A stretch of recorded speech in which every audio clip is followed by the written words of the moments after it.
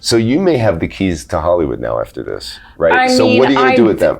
Yeah, exactly. I expect this is going to kick open all the doors. No, literally, I think, probably in 3 years' time, someone's going to be like, you know why I've hired you for this? Janet Planet. Like, there's no such thing in my experience as like suddenly everything opens. So I'm definitely not going to expect that to happen now. Filmmaker Magazine presents Back to One with Peter Rinaldi. Julianne Nicholson is an actor. On the occasion of the release of her new film, Janet Planet, she sat down with me in New York City to talk about the work. Do you have a typical way that you like to begin your preparation process when you get a new character? Like, is there a typical road you go down? And what is the first step down that road? Like, is it typically the same thing every time? I don't have a typical path. It depends largely on, it changes project to project. It depends on if it's something that you can, investigate in the real world. Like if it's something that actually happened or in a time frame period that really happened, but I come at it based on the script and it's usually an instinct, like just a gut response, whether I respond to a character or not. Mm-hmm. And then, basically when I used to get jobs, it was just pure joy because it was like a relief and you could do the work. But then once you have a family, once you have kids, it's like saying yes to a project. It has to tick a number of boxes. They're not the same boxes, but it's anywhere from like, where is it shooting? How long is it going to take? Do I love the character? Who else is doing it? Is it going to pay? Like, there's like, have I done something like that before? Yeah. It has to tick a number of those. Never the same. It's never the same combination of those boxes, but that's how it starts. Yeah, but that's a good sign of success, right? When you can actually have this list. And you don't have to take everything that's taking you away from your family and not taking all these boxes in order to survive. Yeah. That's a real good sign. I know. I feel really, really lucky, actually. Right. I mean, so if it ticks all the boxes and one of the boxes that's not ticked is you don't know if this director is good enough, or maybe it's a new director. Yes. So I would say to that, maybe 10 years ago, I would be more likely if I thought a director was like, I've had times where I've said yes to jobs and I didn't think I wasn't inspired by the director, but there were other things that were good about it. Yeah. The story as a whole, or maybe that role, or maybe I was the lead, or maybe it was, something else. Co-star or something. Yeah. And so now, hopefully, I understand more and have the luxury more of making sure that I think the director at least has a confidence and a point of view and an intelligence. Otherwise, now it's a waste of my time to do that. Mm-hmm. But I didn't always have that luxury. Mm-hmm. Mm-hmm. So it's like it's a process. It's a process, yeah. Yeah.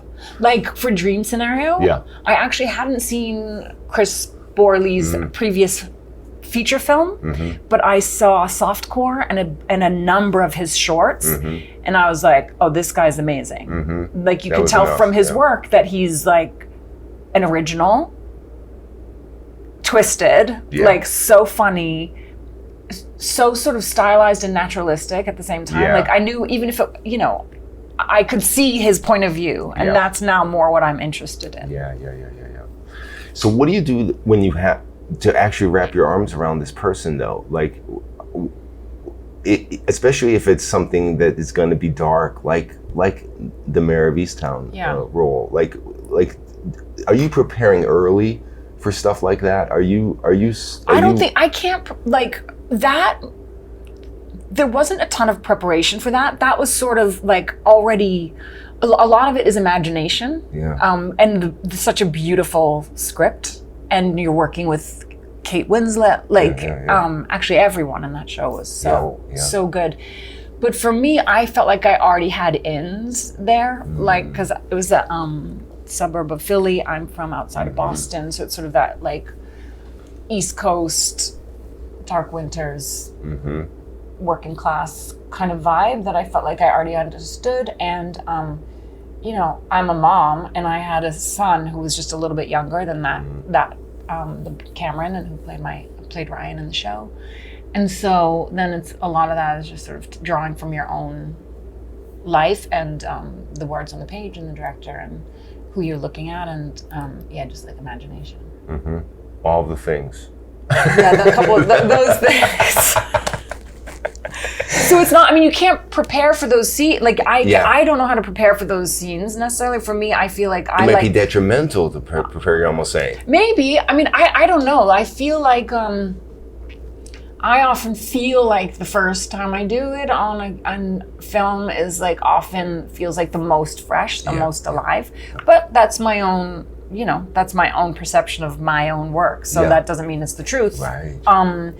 And sometimes, you know, the thing about theater is you're doing it again and again and again and again and again, but it doesn't mean your 30th performance isn't going to be as good, in quotes, as your first. It's just going to be different, but maybe it's going to be more lived in. Maybe it's going to be deeper. Maybe it's going to be more interesting. Right. So I just feel like there's actually no like rules or rhyme or reason when it works for me. Were you an Annie Baker fan before this came to you? Yes, huge Annie Baker fan. So I did a play called This at Playwrights Horizons that Melissa James Gibson wrote and Daniel Aukin directed.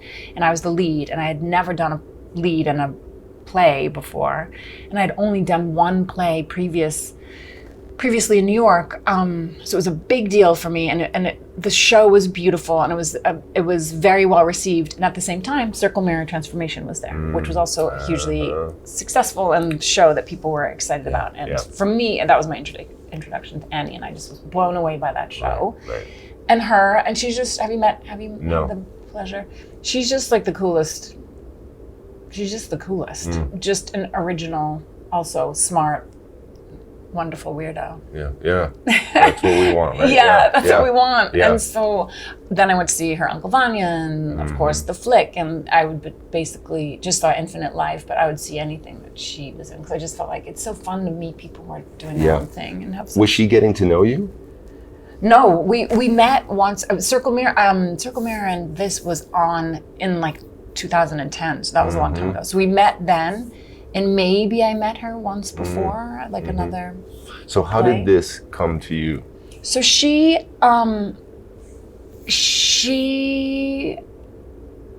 think she had me in mind when she was writing it. And we happened to also share an agent. He represents more writers and directors, but I've known him for a long time, and he's Rich Klubeck, and he brought me to UTA.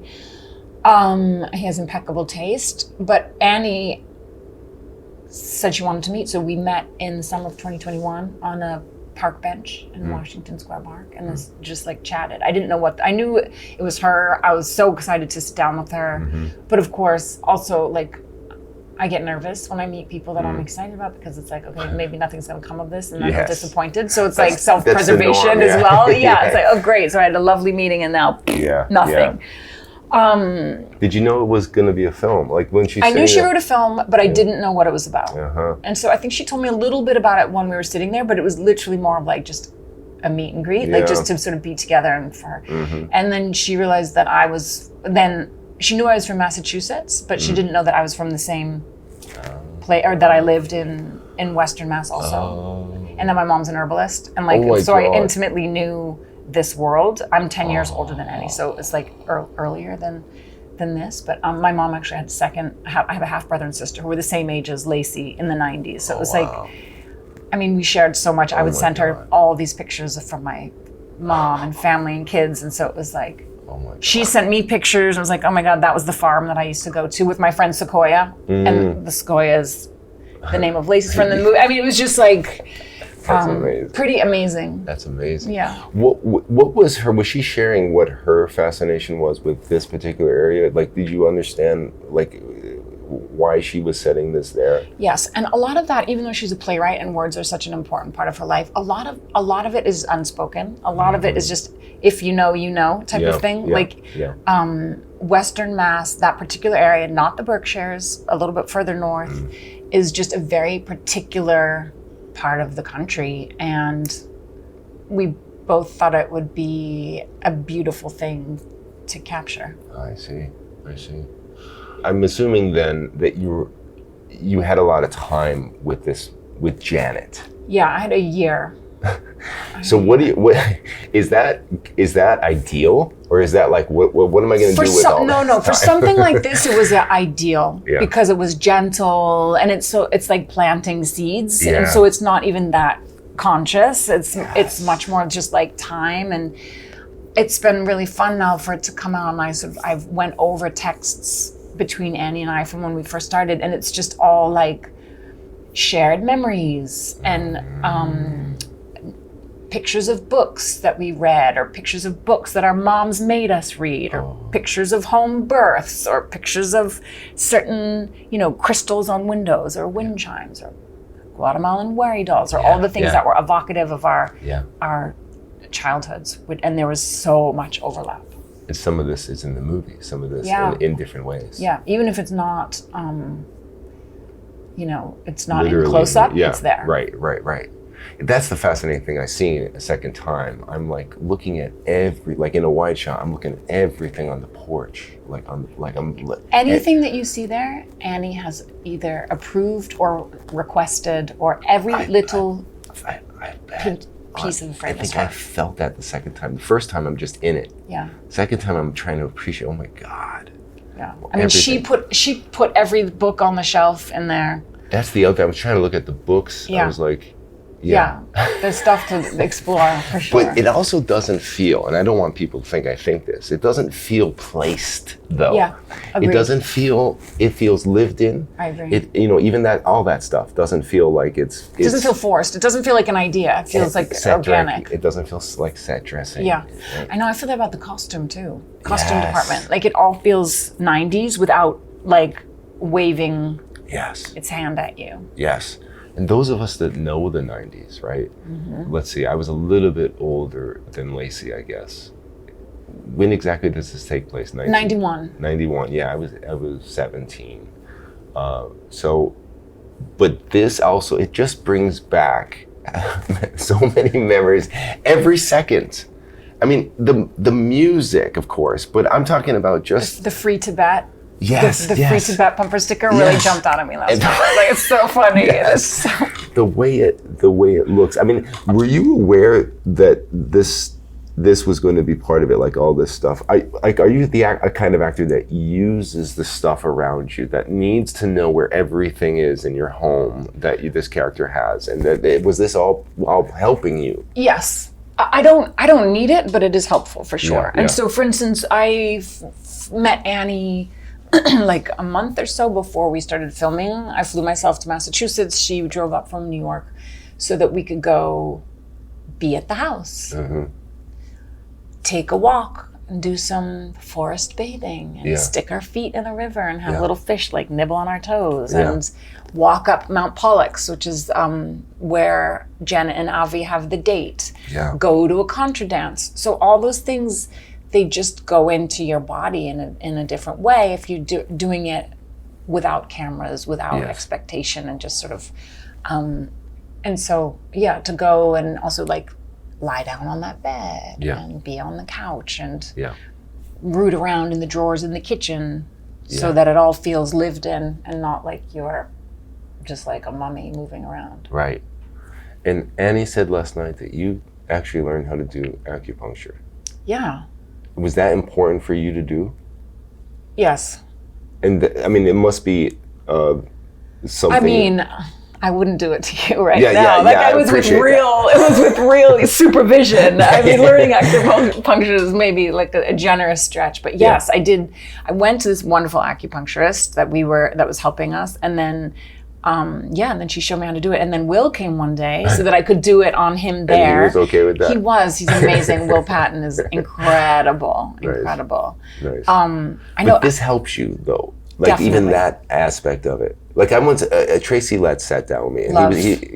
he said, "I'm not gonna.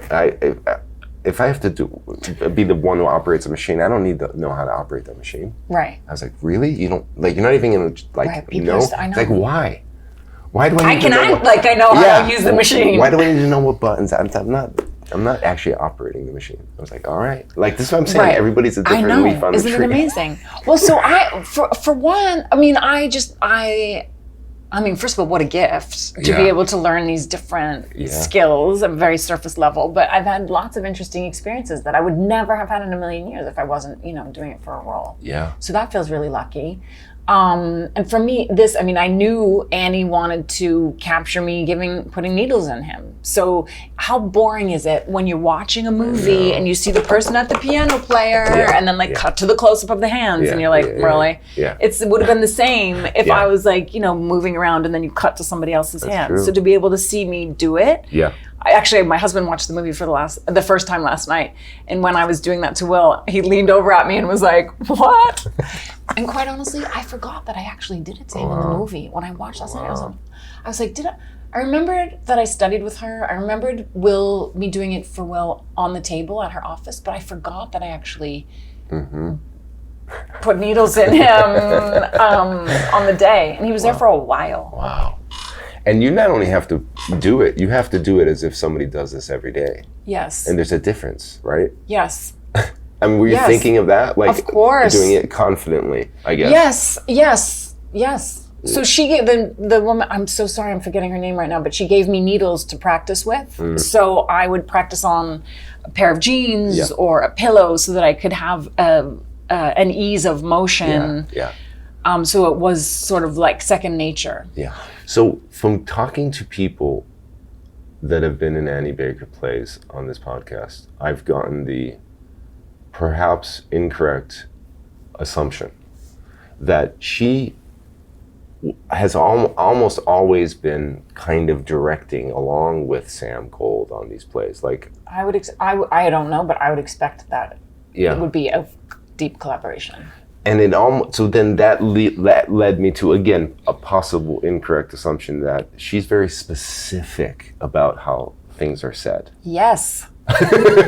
So why doesn't it feel like that? Well, because she's very specific in everything. Yeah. And not on purpose, not like intentionally. Like she's just a very particular person who knows how she likes things. But that said, but making this movie, it's more like the words on the page are very particular. There's no improvisation. Right. There's no even like flipping words. There's no changing punctuation. So that all was like word perfect, literally. Yeah. Because if it wasn't, we're doing it again. Is that rare for you to go into something so word perfect? Were you worried about that aspect of it? I wasn't worried about it because I understood, like I did August Osage County with Tracy, who you mentioned, and I had seen that play and I was blown away by that play. And then I had an understanding while we were making it that the more we could honor like the words as they were on the page,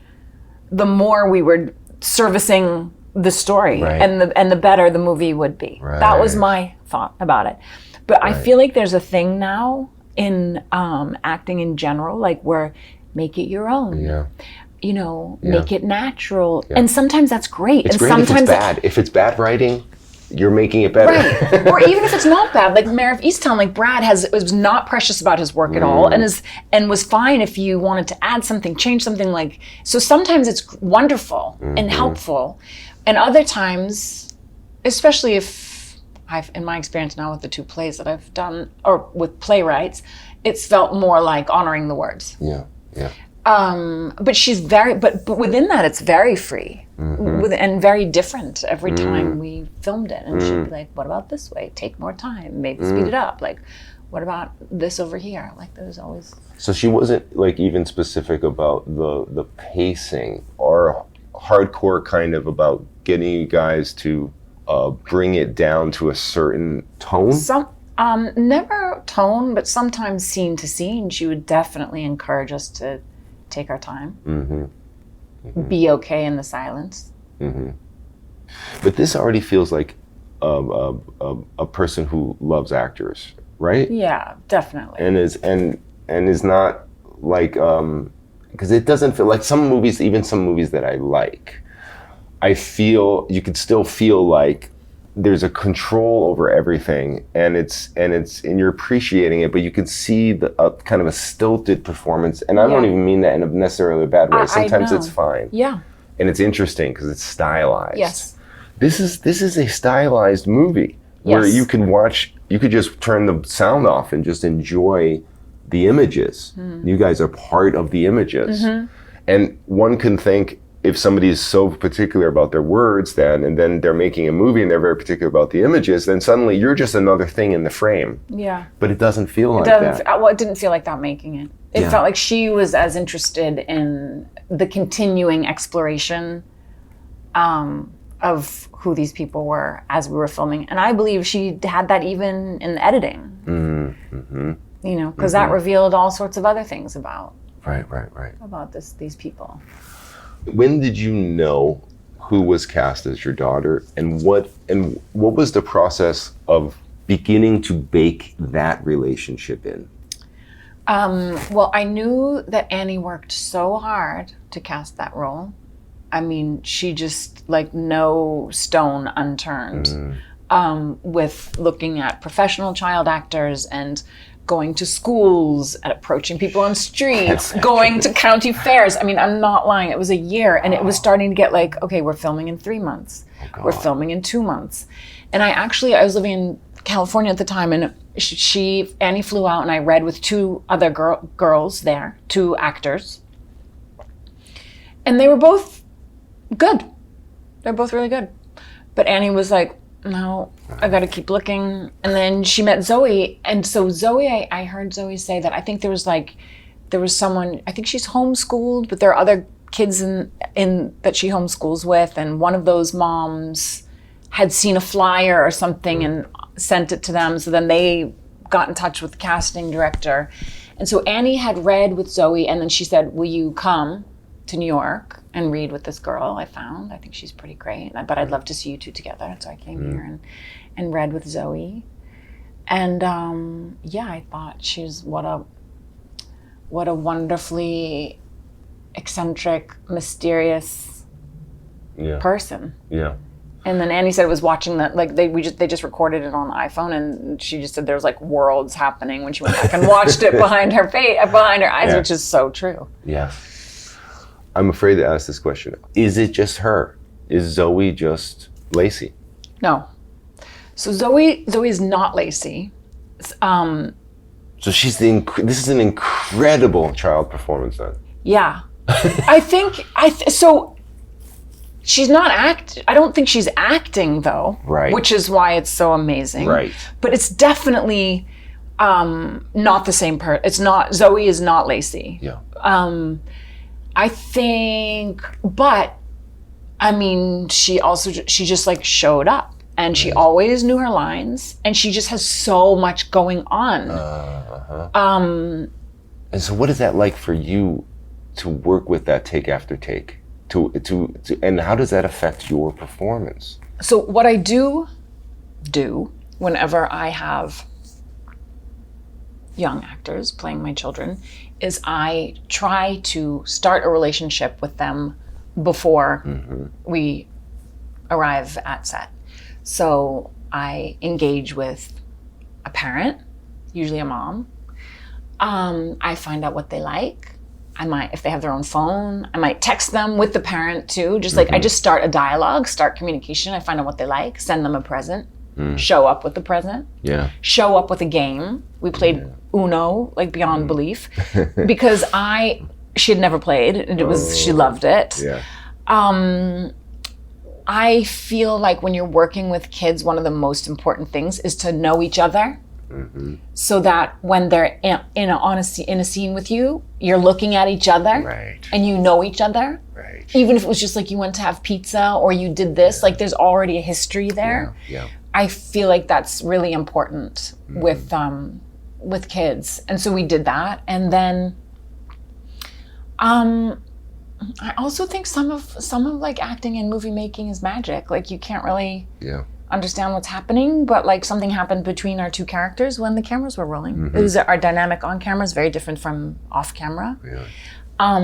And I just think that, I mean, Janet also loves Lacey deeply, but I feel like she's not spending a lot of time necessarily thinking about her or what's going on behind her eyes. So, I mean, much of the credit is due to Annie also, who just knew what she wanted, waited to find that person, and then she would give her direction. Yeah. And she would also sometimes not give her direction and just film what was there. Mm-hmm. Wow. And so, I mean, it'll be interesting to see what else she does. She was also, I mean, Annie, it was like a deeply loving set. It was very intimate, very small. Yeah. Lots of women. Mm-hmm. Yeah. I'm sure that so it was very supportive, very quiet, very gentle introduction into the world. Yes. These men come in, you know, and I'm assuming maybe, or maybe not, I don't know, like that a man would come and you'd have to do the scenes with him. Yeah. And then he'd leave. Yeah. And then another man would come. Yeah. So interesting, right? So I'm fascinated by how that changes you just as an actor with a different, in a movie like this. Yeah, completely changes everything.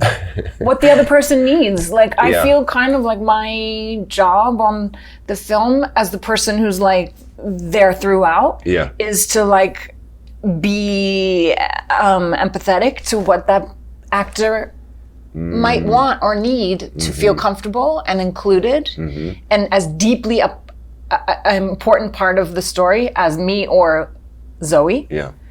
And then go from there. Yeah. Annie also has impeccable taste. So, I mean, all three actors that come into our lives, it was completely different working with each of them, but really fascinating and fun in very different ways. And I guess were they each changing your approach each time? Or were they adapting to you? I'd say both. I mean, just like how you were saying, you know, we're affected by people's energies. Yeah. We're all affected by people's energies. So we're always, I feel like, to varying degrees, taking the temperature of any interaction. Right. So it felt sort of like a little bit of a heightened version of that. Yeah. This time watching it. Did you watch it last night? Yeah. Nice. What a nice house, eh? Oh, yeah. So sweet. It made me so happy. Yeah, and a beautiful, beautiful screen and everything. I love that place. But the first time was at a press screening for the New York Film Festival in the fall.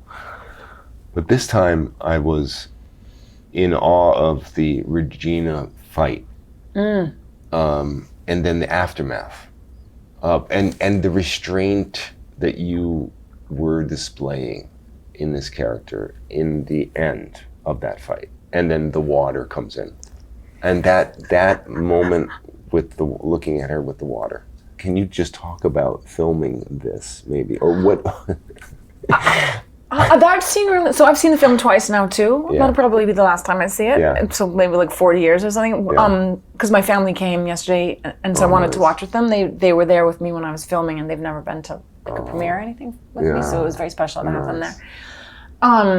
But that scene really jumped out at me last night also, and that particular moment, and I'm delighted by that moment with the water, because I feel like Janet really forgot she was there. Yes. And I have no memory of like that particular moment when we were filming. Wow. So I was wondering if it said in the script something like describing the way you look at her, and then I was thinking, well, I don't know how she took that and did what she did, because it doesn't look like it's artificial at all. Right. So you I don't think so. I think that's that's, I don't know what that was, but I was tickled last night when I watched it. And so it's not like one of those things where you, after that take, you're even like, oh, that's a good one. You weren't even aware. No. A lot of times I'm not aware. So even if a director comes up and be like, I love that part, it's like, I don't. I won't be able to recreate it. Yeah. Yeah. So let's erase that and see what happens next time. Yeah. I'm glad you liked it. No, Thank you. yeah. Somebody I was with said, I said to him, I don't know why they're calling this a coming of age film. This is not a coming of age film. And he said, of course not. The mother comes of age. And I wanted to pose that to you and we'll see what you... I'm not really sure that process happens though. No, but I do feel like there's, I feel like our whole lives, hopefully there are like moments of growth. And I do feel like something happens over the course of this summer. And I don't think she's a changed woman, but I do feel like there's a shift. Yeah. But calling it a coming of age film, first of all, is so derivative. It's also like, it's undermining what happens in this movie with this little girl, right? I mean, it undermines what's going on. It undermines the scene in the picnic, like seeing it the second time, the mystical nature of that scene. I mean, this is not a coming of age movie. You know what I mean? Yeah, I think that's probably just an easy thing to say. We just want to say there's enough. It takes enough boxes to be like, we'll file it under that. Right. Because people like to have, I don't know, labels or something. That's right. Yeah. The ending, I again couldn't wrap my arms around the ending. The dancing? Mm-hmm. But I want you to just talk about that. When you got to that in the script, when you first read it, and then when you're filming it, I guess I want help. Okay. Help around. I'm basically like, I trust this writer so much. Yeah, me too. And so I actually like that I don't get it. Yeah. So I can keep watching this movie. Mm-hmm. Because I'm going to. By the way, I have moments of that while we're filming it, but like you just put your trust in the like I can't say like definitively what happens when they're on the picnic. Yeah. I don't have like a sentence or a paragraph of like what that means. Amazing. I have some ideas, but some of it is like do this, have some ideas as long as something's happening, and then like give it up to the director. Yeah. Because I trust her so implicitly. Yes. And the same with. So I remember when I was growing up, more like in the 80s in that part of the world, but like, for instance, my mom's an herbalist, my stepfather's a woodworker, and he built like one of our houses, and we had like a house raising weekend where all these people would come and help build the house, and at the end there was like contra dancers that came, and so that was familiar to me. I also used to, in the summer there was this like Freedom Old Home Week, and on one of the nights there was this like dance where everybody would come, and there was a camp that would sort of lead the charge. And so it's people like the gathering of people, and dancing is like a real particular energy. And so I felt like I had an understanding of what that was. And then going there, all those people are real contra dancers. Wow. in that room, and the people who were playing it, those are people that Annie like found. No one's acting like a contra dancer. Like all those people know what they're doing. Yeah. So that it felt. Actually, last night I really noticed the guy who's like calling the dance. I mean, just his tone of voice and turn of phrase. I was like dying. I know. But it's with love. Like Annie, like certain things are funny, but it's only with like love and revelation that Annie is like sharing this. There's zero irony. It's only with like warmth and appreciation. Right. And I just think it's sort of also like, for me, it's Janet's sort of go-to. She's still, even though the shift has happened, it's still that like, we are who we are, and that we like react in certain ways to certain situations, and like attention from men or women feels good to her. And so like, I don't think that that's ever going to die. Yeah. There's always going to be a little bit of, something that feels good when that happens. And maybe, it's not a spoiler, right? Maybe Lacey, I think she smiles a little bit. Yeah, me too. And so maybe that's what I'm saying. She's seeing her mom. Is she going to go dance? I mean, I think she's proud of her mom. I think she's proud that she's still her mom. Yeah, I think I agree. I feel like there's a little bit of like, as we get older, we understand human nature more, and maybe we just have little a little bit more understanding of who our parents are as people, Yes. separate from us. And so it Yes. feels like maybe there's just like a glimmer Yes. of that. And it's almost like an acceptance. Yeah. Yeah. You did help me. Okay. Yay. That's So amazing. good. The great actor Ole Huskavy. Yes. Who I saw last night, Yes. and he was very excited that you and I are going to be talking today. Yes, He's he such said a that. lovely guy. And I said, I'm interviewing her tomorrow. And he said, oh my God, she's the best. And then I said, well, send me something. And he sent me this. Julianne is one of the first people I reach out to when I need help on a showbiz problem. She's been very generous with her time and her wisdom and her friendship. And she's really helped me understand that all of this is on a continuum. It's a craft, but also in some ways a way of life that gets passed down from person to person. And she's been one of the primary people that have shown me not just the kind of actor I want to be, but also the kind of person I want to be as I navigate through this wild and confusing hurricane-y business. I'd be curious to hear from her who some of her mentors have been and what she learned from them. First of all, are you trying to make me cry? I told you I'm underslept, but that's not very nice of you. Isn't that nice? That's so beautiful. Yes. Is there somebody you call, you have called, like he calls you? Not really. Not that I can think of. Of course, I talk with other actor friends about like shared experiences. Yeah. I wouldn't say there's a mentor. So much of it has been just like looking inward and trying to have that be my guide. Yeah. And you've said it before, like instinct is a big part of your whole thing. Like 80%, maybe more. And you have felt that has guided you. Yes, I did start off with a manager who was wonderful, who encouraged me from early on, like the power of no. I try to pass that on to people, because especially when you're starting off and you don't know. I mean, if you can. Also, sometimes you need to make money. Like this is all, like I've definitely done things that I've had to do because I needed to like pay the bills. But if you have the luxury to, you know, it's also like what happens across your desk. Like I don't have access to everything that I would want to do, but based on what comes in or what I'm trying to find, you know, doing the things that you feel like are worth putting into the world. Working with people that you feel have, you know, something worthwhile to share and something that will push you and encourage you to grow and just to be sort of like have integrity around what you're making. Yes. I feel like with Mare of Easttown, there was like we were collectively slapped across the face and be like, pay attention to her now. Oh. Right? Didn't you feel like that happened? And I mean, sort of yes, but then I also like didn't work for a year, so it's like it's so you know it's all like I've said to everybody, like it's a process, and one thing doesn't mean another thing. Right. You just keep putting one foot in front of the other, and hopefully you keep going. Right.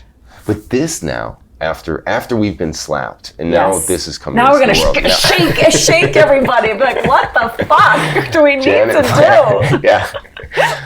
But so you may have the keys to Hollywood now after this, right? I so mean, what are you gonna do with them?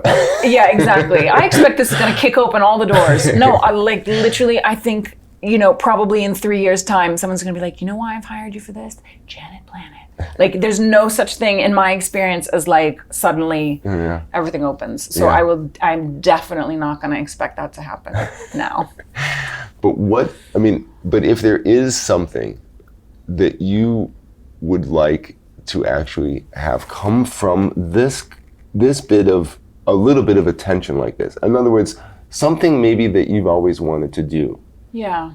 Is there anything that you can think of that you're like, I mean, you don't have to be specific about it, but I mean, I'm just wondering if... I guess I can't be specific about it. I should get specific about it, actually, because I feel like when we get specific, that's when those things tend to happen. Yes. I need to, get specific about what to do next. But honestly, I would love to have more opportunities to work with like interesting directors who might be, you know, the business is so fucked up that there's only like 3 actors that you can get in a movie that will actually like get a movie funded. Made, So for me, it would be like a thrill that more directors that I admire were familiar with my work, liked my work, and invited me along. Yeah. Like that's very general. I do need to get more specific than that, but like it's basically that I would just like more opportunities to do.